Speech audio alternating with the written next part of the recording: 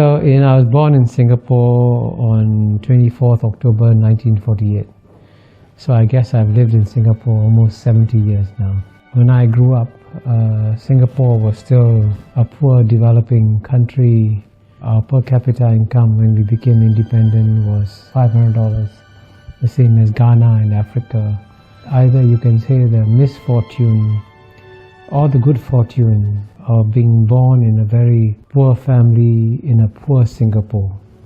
So when I was 6 years old, when I went to school for the first day, we were weighed at school. They wanted to see how heavy we were.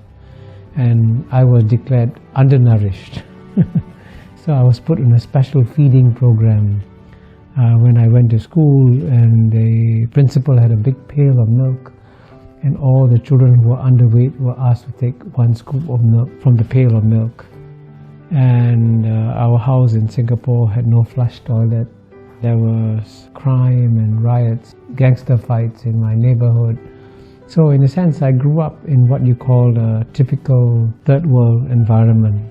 And it's quite remarkable that in my lifetime, Singapore has gone from being a third world country to a first world country. And I have lived through this remarkable transformation.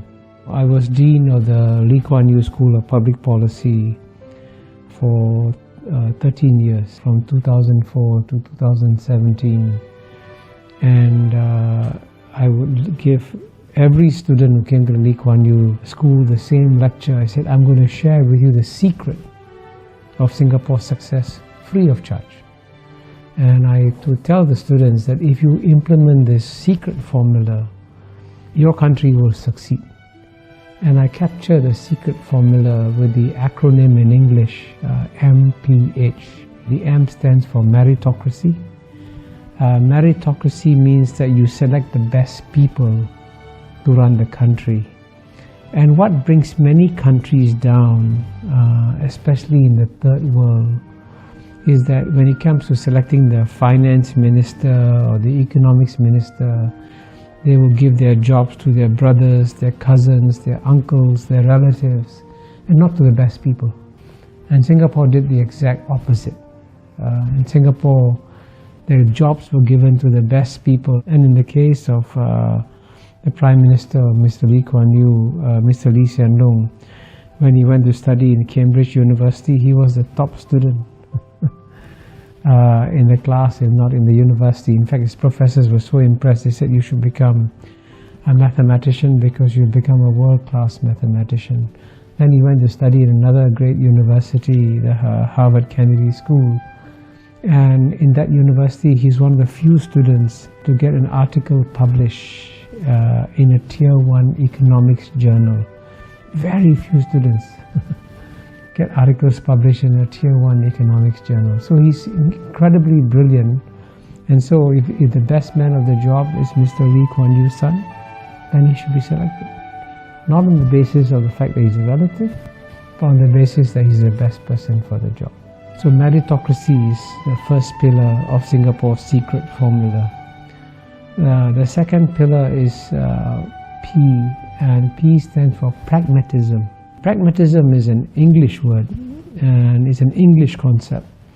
But the best definition of pragmatism was given by China's leader, Mr. Deng Xiaoping, when he said it doesn't matter whether a cat is black or a cat is white. If the cat catches mice, it is a good cat. So in the same way, it doesn't matter what your ideology is. If it works, you use it. So Singapore was very pragmatic. So it would take some policies that are capitalist and some policies that are socialist, and it would mix them up. And that's what pragmatism is about. You're not bound by any ideology. But the third pillar, the H is of course the hardest to achieve, because H stands for honesty. And indeed, what has brought most third world countries down and what has led to their failures in development has been corruption.